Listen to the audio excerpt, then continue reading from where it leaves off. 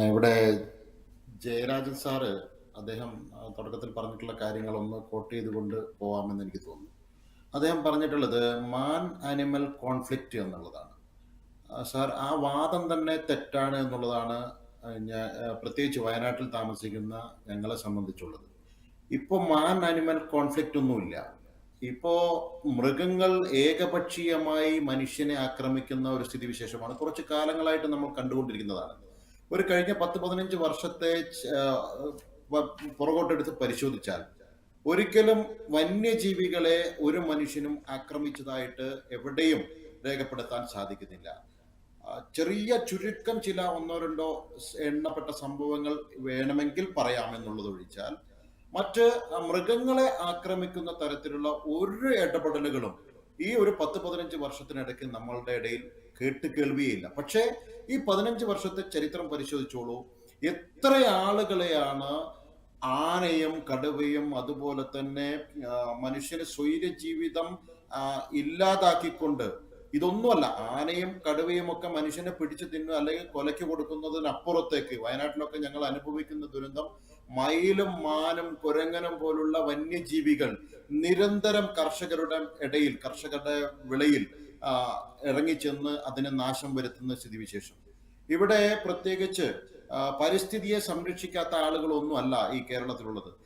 കാടിന്റെ എണ്ണം, അതിന്റെ വനവിസ്തൃതിയൊക്കെ പരിശോധിച്ചാൽ നമുക്ക് മനസ്സിലാക്കാൻ വേണ്ടി സാധിക്കും അതൊക്കെ. ഇപ്പോ 1958-59 കാലഘട്ടത്തിൽ ഏകദേശം 9,014.6.7 ചതുരശ്ര കിലോമീറ്റർ ആണ് വനവിസ്തൃതി ഉണ്ടായിരുന്നതെങ്കിൽ 2021 അത് 11,524.91 ചതുരശ്ര കിലോമീറ്ററായി മാറിയിട്ടുണ്ട്. എന്ന് പറഞ്ഞാൽ അത് ഏകദേശം വലിയ വ്യത്യാസത്തിൽ വനവിസ്തൃതി വർദ്ധിക്കുകയാണ് ഉണ്ടായിട്ടുള്ളത്.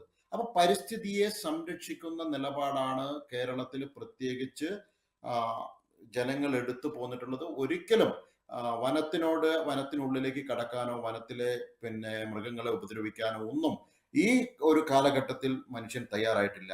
ഇവിടെ അമെൻമെന്റ് കൊണ്ടുവരേണ്ടത് ഞങ്ങളൊക്കെ വിചാരിച്ചിരുന്നതാണ്.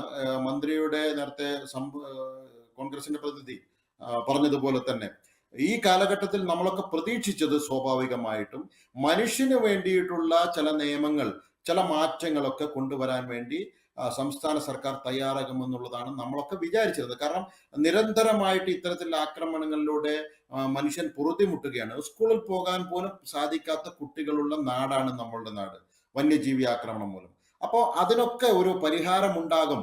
മനുഷ്യനെ സംരക്ഷിക്കുന്നതിന് വേണ്ടിയിട്ടുള്ള നിലപാടുകൾ, അതായത് കാടും നാടും വേർതിരിക്കണം. മൃഗങ്ങളെ സംരക്ഷിക്കേണ്ട എന്നും പരിസ്ഥിതിയെ സംരക്ഷിക്കേണ്ട എന്നും നമുക്ക് അഭിപ്രായമില്ല, ആർക്കും അഭിപ്രായമില്ല. പരിസ്ഥിതിയെ സംരക്ഷിക്കണം, മൃഗങ്ങളെ സംരക്ഷിക്കണം.